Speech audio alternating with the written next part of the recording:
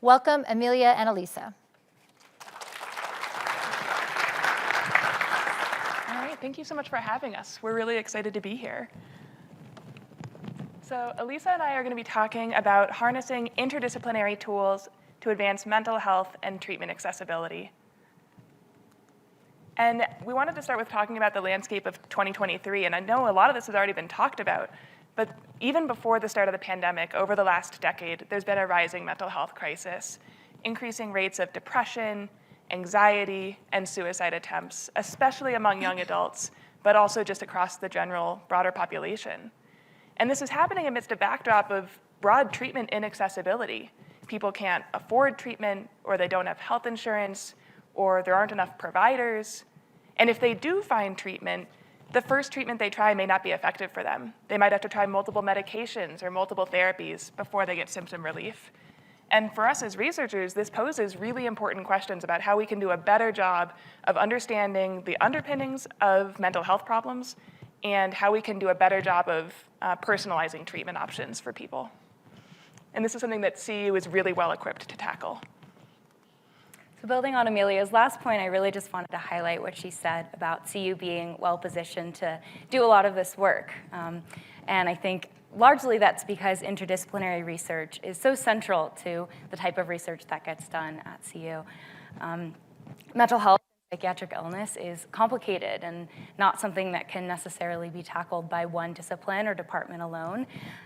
And so there are so many interdisciplinary departments and institutes at CU, the Renee Crown Institute, like Courtney mentioned, the Institute of Cognitive Science, the Institute of Behavioral Genetics, which I'll speak about in a little bit, and even departments like integrative physiology and information science, like the exhibit outside, all really come together to collaborate to answer some of these questions.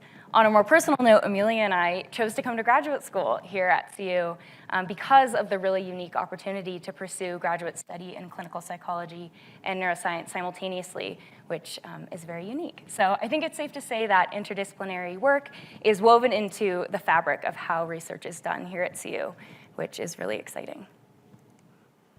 And Elisa and I are both coming from research on affective disorders and development lab here at CU, which is headed up by Dr. Rosie Kaiser. And broadly, we're interested in investigating adolescent wellness with advanced multimodal techniques. And what we mean by that is pulling from a broad range of methodologies like neuroimaging, blood work, cognitive assessments, comprehensive clinical symptom assessments, and even at-home surveys looking at things like stress or sleep difficulties to really try to get a comprehensive picture of what's going on for our participants and what do their lives look like.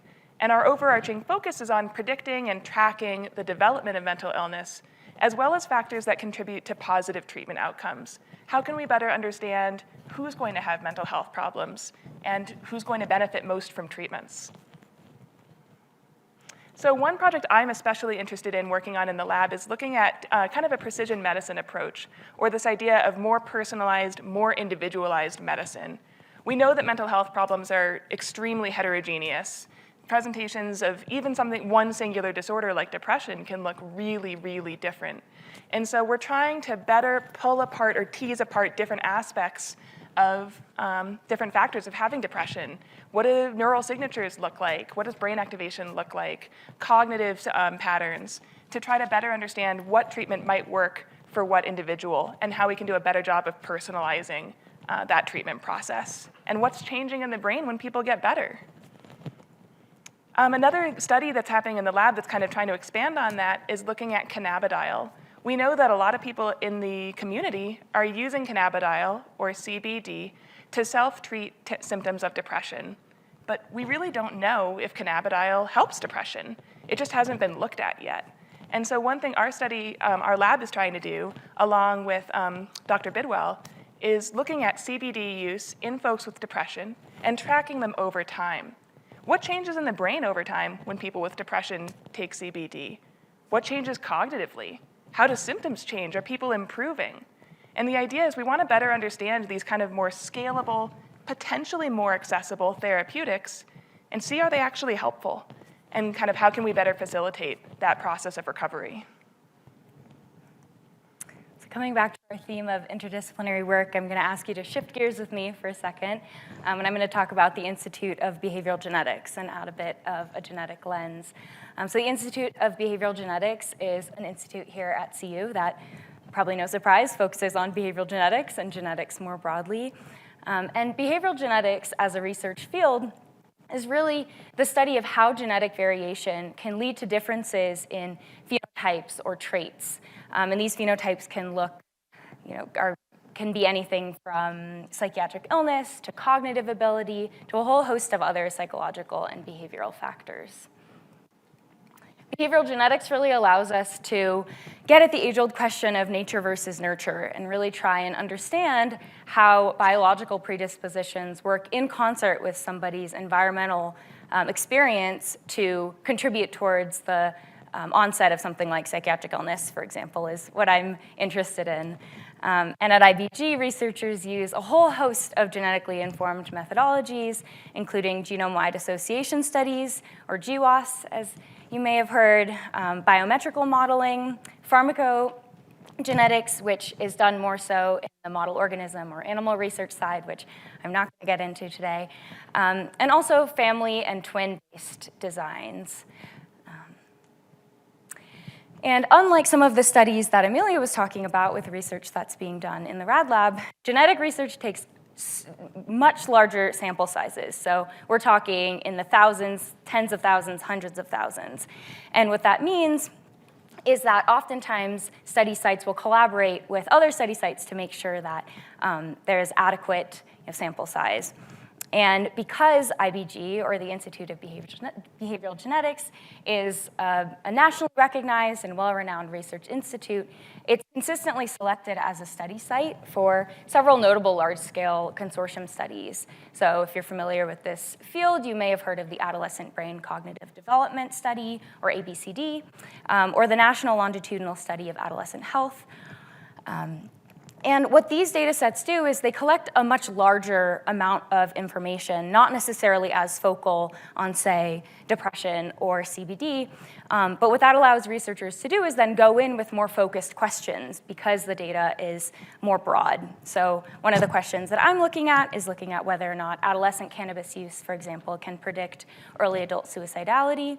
Another, one of my lab mates has looked at a question looking at associations between different parenting characteristics and adolescent substance use. So the world's kind of our oyster, and it's fun to conduct research in this field as well.